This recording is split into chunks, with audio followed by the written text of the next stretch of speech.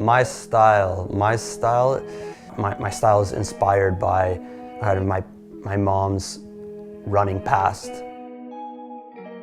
I'm a 27-year-old runner and freelance designer from Brampton, Ontario, and currently training for the Boston Marathon. Recently, I've started collecting a bunch of vintage gear from the days my mom was running for Team Canada. Over the past little while, it's become a part of my everyday style. And so, yeah, I'm here to share some of that with you and the stories behind the clothing. If I see her like with a new piece that I haven't seen before, can I take that from you? And then I'm slowly taking away things that she would sometimes wear still. So that might bug her a little, but no, in general, of course, her and my dad too have been super supportive with me just doing it, and they're happy that I'm kind of finding this new angle and happy that I'm discovering kind of our past through it.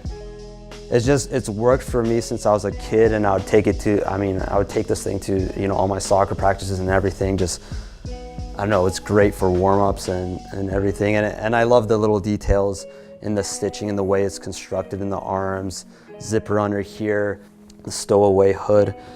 This one's wild. And to be honest, I'm not even probably wouldn't rock this out yeah. My mom grew up in a tiny village running just in a family of mostly boys. She had all brothers, so she grew up very active. She ran all through high school and university, and that's where she also met my dad, who was also a runner. She was already an elite when they were still in Poland, and they decided they wanted to leave Poland because of the communism and the hardships that they were going through there. So in Canada, I mean, it's kind of mind-boggling to understand how hard she had to train, or just kind of the life that both of them went through. But I mean, and that also became a way of making money for the family. My dad was, at that point, he was driving trucks and he was doing his part, and my mom's part was kind of running these races. At a certain point, she had 2 jobs, 2 kids, and was training 6 to 7 times a week. Certain days, she was training twice a day. I mean, the amount of energy you have left after that, just for anything, is hardly anything, right? So, that adds another layer to it. I still remember we would travel just, as a family in the car.